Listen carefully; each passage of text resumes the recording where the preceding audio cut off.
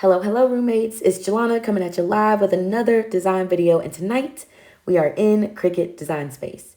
You're going to start by uploading your SVG, find the link in my description box below, into Design Space. Grab it from wherever you saved it onto your computer and drag it into Cricut Design Space. From here, you're going to save the name, create a new collection. I find it easier to go back and find all the things that I'm creating for that season, and then give it some keywords to help you search things out later. I'm going to add candy cane, jingle bells, things that are associated with this image. Click upload and it will pop up on your canvas.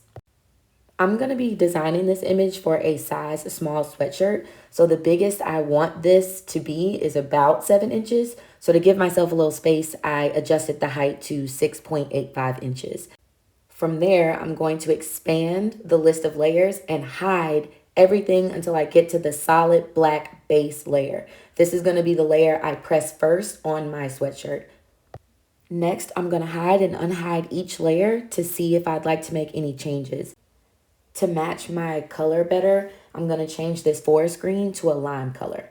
In the next layer, this is my red layer, which means my candy cane. So I'm going to go to the contour tool and hide the elements I do not want, which would be the jingle bells, the lime green jingle bells, and the reindeer nose. So I'm going to find those elements and hide them.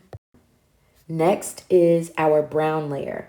This actually creates the body of our reindeer, so I'm going to keep this brown. However, the tan color to me doesn't really add or remove any of the elements from the reindeer, so I'm going to eliminate that, just hide it.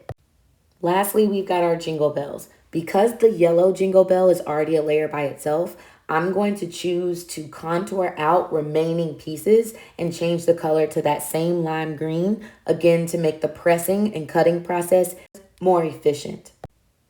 From here, we'll highlight the North Pole Dancer layer, slide that to the side, and then use a slicing hack to ensure that we can save as much material as possible and not waste the middle while we're weeding.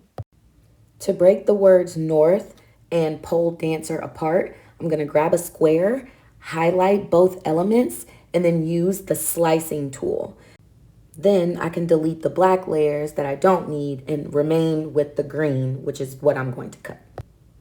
In part 2 of this video, I show you how to symbol this ugly Christmas sweater by embellishing it with real, live, noisy jingle bells.